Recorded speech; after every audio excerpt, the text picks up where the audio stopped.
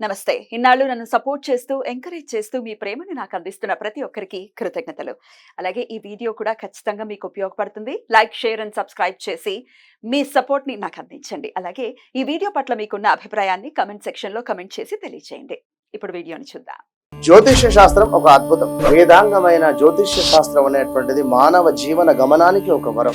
జ్యోతిష్య శాస్త్రం నీ జీవితంలో వెలుగునింపే ఒక భాష. ఆ భాష నీకు అర్థమైతే ప్రకృతి నీతో మాట్లాడుతుంది. అస్ట్రాలజీ నేర్చుకోవాలి అనుకునే వారికి అద్భుత అవకాశం. మురళీధర శర్మ గారి అస్ట్రాలజీ క్లాసెస్ అతి త్వరలో మొదలు కాబోతున్నాయి. 100% జాబ్ గ్యారంటీ. వివరాల కొరకు సంప్రదించండి. నమస్తే, వెల్కమ్ టు అవర్ ఛానల్. నేను పద్మిని. ప్రస్తుతంతో పాటు ప్రముఖ ఆధ్యాత్మికవేత్త, అస్ట్రాలజర్, అలాగే లైఫ్ కోచ్ శ్రీమతి డాక్టర్ సుధా గారు మనతో పాటు ఉన్నారు. మాట్లాడదాం. సుధా గారు నమస్తే అండి. నమస్కారం పద్మిని. బాగున్నారా సుధా గారు? ఫైన్. మీరందరూ ఎలా ఉన్నారు? మేము అందరం బాగున్నాం. గుడ్.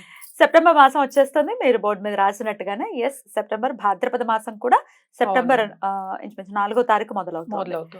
ఎలా ఉండబోతోంది సెప్టెంబర్ మాసం ద్వాదశ రాశుల వాళ్ళకి? అందరూ వేచి ఉంటారు కదా దాని గురించి. యాక్చువల్ గా ఫస్ట్ ఎప్పటికైనా మన రాశి ఫలితాలు మాట్లాడుకున్నాం అంటే మనం గోచారం మాట్లాడుకోవాలి. సో ఇక్కడ ఏమేమి ప్లానెట్స్ అంటే గ్రహాలు ఉన్నాయో చూద్దాం. ఏ ఇంట్లో ఉన్నాయి, ఏమేమి రాశిలో ఉన్నాయో చూద్దాము. సో ఫస్ట్ మనం ఎప్పుడు మాట్లాడుకునేది ఏంటి, మనం గురువు గురించి మాట్లాడుకుంటాం. గురువు ఏమో మనకేమో వృషభంలో ఉన్నారు. అలాగే మనకి మార్స్ అంటే ఏంటి, మేషానికి అధిపతి, ఆయన ఏమో ఎక్కడికి బుధుడి ఇంట్లోకి వస్తున్నాడు అనమాట, అంటే మనకి మిథునంలో. అలాగే బుధుడు దిగుతున్నారు ఎక్కడికి, మనకి సింహానికి. ఆల్రెడీ రిట్రోగ్రేడ్ అయ్యి దిగడం అంటే సెప్టెంబర్ 4th కి 5th కి అలా దిగుతున్నారు అనమాట. తర్వాత కేతు ఏమో మనకి కన్యలోనే ఉన్నారు. అలాగే రాహు మనకి మీనంలో ఉన్నారు. శని ఏమో రిట్రోగ్రేడ్ లో మనకి కుంభంలోనే ఉన్నారు. ఇంకోటి ఏంటంటే మనకి ఇక్కడ శుక్రుడేమో మనకి ఆగస్ట్ ఎండ్ నుంచి మనకి సెప్టెంబర్ 18th వరకు ఇందులో అంటే ఏంటి కన్యలో ఉంటున్నారు. మళ్ళా ఆయనేమో తులాకి వెళ్తున్నారు సెప్టెంబర్ 18th కి. రవి ఏమో మనకి సెప్టెంబర్ 16th కి కన్యకి దిగుతున్నారు అనమాట. అలాగే బుధుడు నేను ఇందాక మాట్లాడినట్టు కిందకు వస్తున్నారు, సింహానికి వస్తున్నారు. సో ఇవి గ్రహచారాలు. మనం ఎప్పుడు అనుకున్నట్టే కొన్ని రాసులకి చాలా బాగుంటాయి, కొన్ని రాసుల వారికి మిశ్రమంగా ఉంటాయి. జనరల్ గా మనం చూసామంటే అన్ని మిశ్రమ ఫలితాలే మనం చెప్తూ ఉంటాం, ఎందుకంటే మనకి షార్ట్ టర్మ్ పీరియడ్ ఇది, అంటే 30 రోజులకి మాట్లాడుకుంటున్నాము. సో ఈ గ్రహచారం పట్టే మనం అన్ని రాసుల వారికి మాట్లాడుకోవాలి. సో అందరికి మిశ్రమ ఫలితాలు కొన్ని రాశులకి చాలా బాగుంటాయి. ఎస్పెషల్లీ వృశ్చిక రాశికి, మేష రాశికి చాలా బాగుంటుంది. ఎందుకు బాగుంటుంది అనేది కూడా ఒకసారి మనం వివరంగా తెలుసుకుందాం. అలాగే సో మంత్లీ కాబట్టి 30 రోజులకి సంబంధించి కాబట్టి కుజ, బుధ, రవి, శుక్రుల్ని బేస్ చేసుకుని మీరు ఇప్పుడు చెప్పేటటువంటి ఫలితాలు మొత్తం అన్ని చూసుకుంటాం. ఎందుకంటే అరే కేతు, రాహు కూడా చూసుకోవాలి కదా, మేజర్ గ్రహాలు. ఎప్పటికైనా గ్రహచారం అంటే ఏంటి, గోచారం చూసినప్పుడు మనం మేజర్ గ్రహాలని ఎక్కువ తీసుకుంటాం, అంటే పరిగణనకి ఎక్కువ తీసుకుంటాం. ఇవి చిన్న చిన్న అంటే ఏంటంటే తొందరగా మూవ్ అయ్యే ప్లానెట్స్ కనుక మనం కొంతవరకు చెప్పగలుగుతాం. ఏదైనా సరే వ్యక్తిగత జాతకం మీద ఆధారపడి ఉంటుంది. డెఫినెట్లీ ఏది జరిగినా 1 minute లో జరుగుతుంది, ఒక్క రోజు చాలు కదా. అదే కరెక్టే. బట్ ఏంటంటే అది లైఫ్ లాంగ్ వాళ్ళకి అది రిజల్ట్స్ అనేవి కనిపిస్తూ ఉంటాయి. కానీ అదే మంచి ఫలితాలు అయితే తప్పక అందరూ సంతోషిస్తారు. అవే ఏంటంటే కొంచెం ఏదైనా నలతో వచ్చింది, లేకపోతే మెడికల్ ఇష్యూస్ వచ్చాయి, లేకపోతే మనీ వెళ్ళిపోవడం, అలాగే సంపద పోవడం కానీ, లేకపోతే ప్రమోషన్ రాకపోవడం కానీ, లేకపోతే ఉద్యోగం పోవడం కానీ, ఉద్యోగం మార్పిడి కానీ, ఇలాంటివి జరిగినప్పుడు అందరికీ కన్సర్న్ అనేది ఎక్కువ అవుతుంది, యాంగ్జైటీ ఎక్కువ అవుతుంది.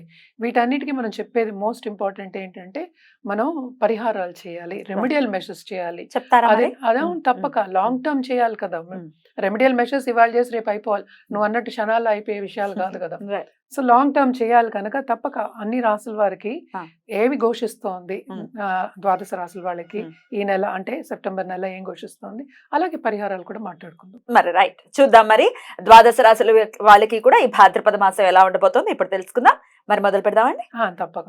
మరి కుంభరాశి వీరికి ఎలా ఉండబోతుందండి సెప్టెంబర్ మాసం? కుంభరాశి వాళ్ళకి టు అ సర్టన్ ఎక్స్టెంట్ బాగుంటుందని చెప్పుకోవాలి. ఏలినాట్స్ అని ఉన్నప్పటికీ వీళ్ళకి ఏంటంటే మనకి రవి సంచారం చాలా మంచి సంచారం, ఓన్ హౌస్లో ఉంది. సో పార్ట్నర్షిప్ బిజినెస్ చేసే వాళ్ళకి తప్పక చాలా బాగుంటుంది. వీళ్ళకి కాంపిటేటర్స్ అనేవాళ్ళు తక్కువ అవుతారు. పార్ట్నర్షిప్ బిజినెస్ చేయడంలో విస్తరింపు అనేది వస్తుంది. అంటే ఏంటంటే వేరే బిజినెస్ చేయడం అనేది జరుగుతుంది, మంచి పార్ట్నర్స్ ఉంటారు, వాళ్ళలో అనుకూల పరిస్థితి అనేది ఉంటుంది. అలాగే దాంపత్య జీవితంలో కూడా కొన్ని ఇబ్బందులు ఉన్నప్పటికీ మిస్అండర్స్టాండింగ్ తగ్గి అండర్స్టాండింగ్ నేచర్ అనేది వస్తుంది అని చెప్పాలన్నమాట. అలాగే కొత్తగా పెళ్ళవ్వాలి అనుకునే వాళ్ళందరికీ కూడా మంచి opportunities, especially first half of this month అనమాట. పెళ్ళయ్యే ఛాన్సెస్, కుదిరే ఛాన్సెస్, పెళ్ళయ్యే ఛాన్సెస్ కూడా ఉన్నాయన్నమాట. శని కూడానే ఉన్నారు కనుక తప్పక వాళ్ళు ఏంటంటే శ్రమ అనేది ఉంటుంది. ఏల్నాట్స్ అని ఉందని అందరికీ తెలిసిన ఒక విషయం. సో తప్పక శ్రమ పడడం అనేది కామన్, అది తప్ప మనం మాట్లాడుకుంటున్నాం. సెకండ్ రాహు ఉన్నాడు కనుక సడన్గా చాలా ఎక్కువ సంపద వచ్చే ఛాన్సెస్ అనేది కనిపిస్తున్నాయి, ఎస్పెషలీ బిజినెస్లో ఉన్న వాళ్ళకి, బిజినెస్ రంగంలో ఉన్న వాళ్ళకి అనమాట. అండ్ ఆల్సో మనం చూసామంటే గురు సంచారం కూడా to certain extent okay. Only thing ఏంటంటే థర్డ్ లార్డ్ ఏమో మనకేమో 5th లో ఉన్నాడు కనుక కొంత పిల్లల బాధ్యత అనేది ఎక్కువ అవుతుంది, వాళ్ళ మీద ధ్యాస పెట్టడం అనేది ఎక్కువ అవుతుంది. అండ్ ఆల్సో ఏంటంటే మనం చెప్పిన మాట వినకపోవడం కానీ, కొంచెం అనుకూల పరిస్థితి అనేది కొంచెం తగ్గుతుంది. అండ్ మనం మాట్లాడుకునేది కూడా second half of this month కాదు, first half of this month బాగుంటుంది అనుకో.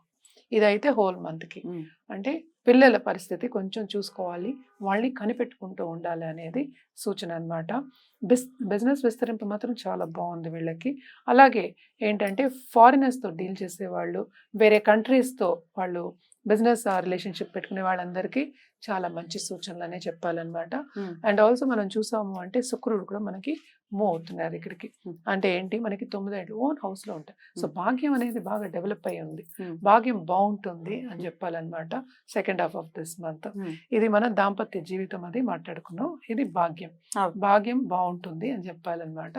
అలాగే వీళ్ళకి స్పిరిచువల్ డెవలప్మెంట్ కూడా ఎక్కువే కనిపిస్తోంది. ఎక్కడ జాగ్రత్త వహించాలంటే వీళ్ళు property issues, especially court cases కానీ అలాంటివి ఏమైనా ఉంటే కనుక తప్పక అది వాయిదా పడతాయి అండ్ లాంగ్ టర్మ్ వెళ్తుంది అది అని చెప్పుకోవాలి, ఒక తీర్పు అనేది రాదనమాట. అండ్ ఆల్సో శని కూడా ఉన్నారు కనుక తప్పక శ్రమ అధికం ఆల్రెడీ చెప్పాము, స్టూడెంట్స్కి మంచిది కదా, వాళ్ళు శ్రమ పడాలి. సో స్టూడెంట్స్కి బాగుంటుంది. అలాగే నిరుద్యోగులకి ఉద్యోగ అవకాశాలు వస్తాయి. ఎవరికైనా ఉద్యోగం పోయింది, ఇంట్లో కూర్చున్నాము లాంగ్ టర్మ్గా అన్న వాళ్ళందరికీ మంచి ఆపర్చునిటీస్ అనేవి మనకి కనిపిస్తున్నాయి, especially second half of this month. And also ఏంటంటే వీళ్ళకి కూడా ఖరీదైన వస్తువులు కొనుక్కునే ఛాన్సెస్ ఎక్కువ కనిపిస్తున్నాయి. అండ్ ఆల్సో ఇన్వెస్ట్మెంట్ రంగంలో ఉన్న వాళ్ళకి కూడా లాభాలు చేకూరుతాయి. అంటే ఏంటి, పూర్తిగా అని చెప్పట్లే, లాభాలు చేకూరుతాయి. అందుకనే మిశ్రమ ఫలితాలు అని చెప్పుకున్నాం అనమాట. సో హెల్త్ విషయంలో మాత్రం వీళ్ళు తప్పక especially second half of this month కొంచెం జాగ్రత్త వహించాలి. అలాగే మనం చూసాము అంటే వీళ్ళ పార్ట్నర్, దాంపత్య జీవితంలో ఉన్న పార్ట్నర్స్ కూడా మంచి ఆపర్చునిటీస్ వస్తాయని చెప్పుకోవాలన్నమాట. పరిహారాల విషయానికి వస్తే కనుక ఏం చేసుకోవచ్చండి? తప్పక శని కాళ్ళు పట్టుకోవాలి. శనీశ్వరుడు కాళ్ళు పట్టుకోవాలి అంటే ఫస్ట్ ఈశ్వరుని కూడా కొలవచ్చు మనం. అంటే దంపతులు, ఈశ్వరుడు దంపతులు అంటే హోల్ ఫ్యామిలీ ఒక పటం పెట్టుకుని లేకపోతే విగ్రహం పెట్టుకుని మనం ఏమో పూజ చేయడం అనేది మంచిది. అలాగే శనివారం హనుమాన్ చాలీస చదువుకోవడం, అలాగే ఏంటంటే హనుమంతుడికి మనం పూజలు చేయడం, ఎస్పెషలీ మనకి గారెలతో పూజలు, ఆకు పూజలు అవన్నీ చేస్తూ ఉంటారు, అవన్నీ చేయడం అనేది చాలా మంచిది. మనం జనరల్గా చెప్పుకోవాలంటే ఈ నెలంతా గణపతికి తప్పక ఆరాధించడం, నిత్యం ఆరాధించడం. రైట్, డెఫినెట్ గా ఇలా మిశ్రమ ఫలితాలు వస్తున్నాయి కాబట్టి జాగ్రత్తలు వహిస్తూ కుంభరాశి వారు చాలా ప్రశాంతవంతంగా ఈ మంత్ ని డెఫినెట్ గా డీల్ చేయాలి. మంచి ఉంది, కొంత చెడు కూడా ఉంది. చెప్పిన పరిహారాలని ఖచ్చితంగా పాటించాలని మనవి చేస్తూ ఇక నెక్స్ట్ ఎపిసోడ్ లో లాస్ట్ అండ్ ఫైనల్ గా మీనరాశి గురించి తెలుసుకుందాం. థ్యాంక్ యూ అండి, నమస్తే.